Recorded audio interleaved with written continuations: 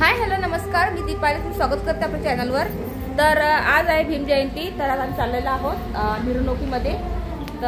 तर आपल्या सर्वांना बाबासाहेब डॉक्टर भीमराव रामजी आंबेडकर यांच्या 134व्या जयंतीनिमित्त खूप खूप मंगलमय शुभेच्छा। तर काल ना माझ्या चॅनल म्हणजे काल मी व्हिडिओ काढून ठेवले आहेत, फक्त एडिटिंग करायला टाईम नव्हता भेटला, तर मी आता हा अपलोड करीत आहे। तर आता आज जाणार आहे पटकन आम्ही मिरवणुकीमध्ये। तर चला मग तिथला व्हिडिओ तुम्हाला दाखवणार आहे।